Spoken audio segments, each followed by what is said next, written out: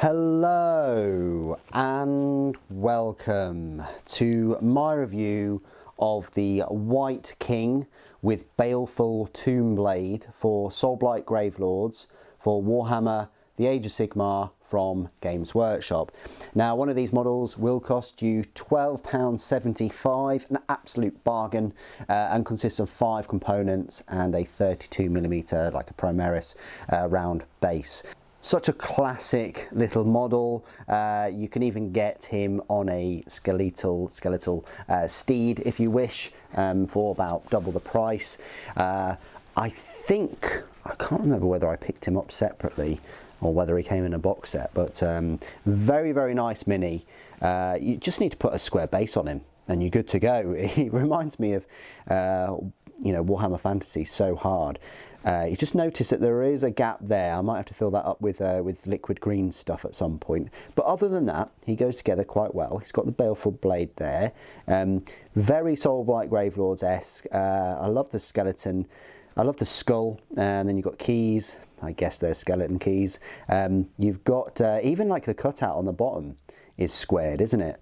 He's on a little bit of a scenic base with this cloak that is flowing, wafting in front of him. I'm not sure whether that works really, and you can't see the detail on his shield. I'm sure he's got a very nice shield, but he's got a crown. You know, he's a king. He's the Wight King, yeah, goes very well with Sepulchral Guard, which we'll have a look at later, and goes well with Grave Guard and the Black Knights and things. Nice mini. It's got some good rules too. We'll go through those. But I don't think there are any spare parts with him. So what we'll do is we'll get straight into the size comparisons. So right here, we've got size comparison with the Wight King on a skeletal steed there.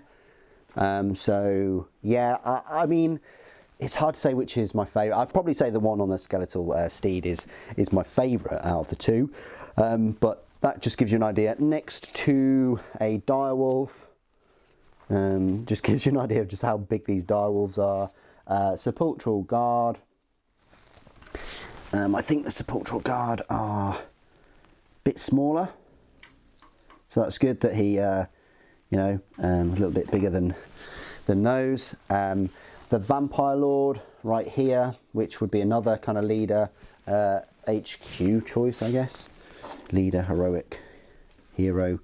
The Vampire Lord is a fair bit taller. She's on this sort of scenic base thing, if you can see that.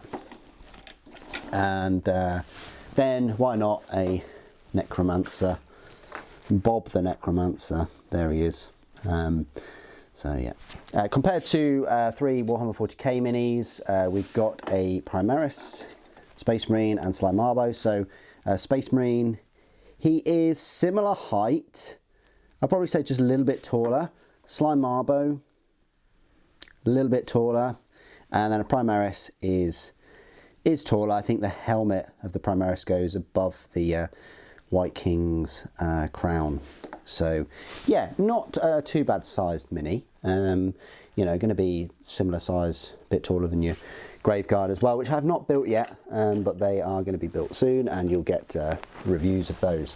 So the final part of this review will be all of his rules. Firstly, points cost wise, he will cost you 115 points. He's one model, he's a leader. That means that he's 15 points cheaper than the Wight King on Steed. I would personally go for the Wight King on Skeletal Steed if you had the choice between the two, just because there are way more buffs for the one on the Steed than there is for just the Wight King. But for those 115 points, you are getting a stat line. He's quite slow movement. He's going to be the same speed as your Grave Guard. At 4 inches. His save is 3+ though, so that's fantastic. He's got 10 bravery and 5 wounds. He's a single model armed with a baleful Tombblade, and that is a range of 1 inch, 4 attacks, 3+ to hit, 3+ to wound, -1 to rend, and damage D3. So that's similar to the Tomb Lance, but just has more attacks, has 4 attacks instead of the 3, but the same number of but the same rend and the same damage. Now abilities, he's got this beheading strike. If the unmodified hit roll for an attack made with this model's baleful tomb blade is 6, the target suffers 1 mortal wound in addition to any normal damage. That works similar to the skeletal steed's deathly charge, whereby on a 2+, that enemy unit suffers D3 mortal wounds. So yeah, you're just getting 1 mortal wound as well as all the others, but it's still pretty nice.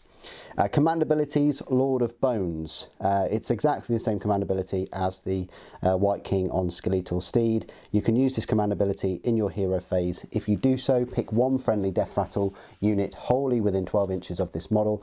Until the end of that phase, you can reroll hit rolls of 1 for attacks made with melee weapons by that unit. The keywords: Death, Soulblight Gravelords, Death Rattle, Hero, Wight King. So there you go. That is my review of the Wight King. Bit of a downgrade than the one on the Skeletal Steed. I think the Skeletal Steed one is 15 points more, but you're getting an extra 8 inches movement, you're getting 2 extra wounds, you're getting the hooves and teeth of the steed, you're getting that deathly charge, so potentially you've got more mortal wounds, but you are getting the same command ability. So bit of an upgrade, but you are paying a little bit more for it. I just think this one works well if you want one of those old school, you know, Warhammer Fantasy type armies with the Wight King and then a load of Graveguard and some Death Rattle skeletons, just if you just wanted a whole skeleton type of army. What do you guys think of the Wight King? Please do put your thoughts and opinions down below. It'd be good to hear from you. Thank you for watching.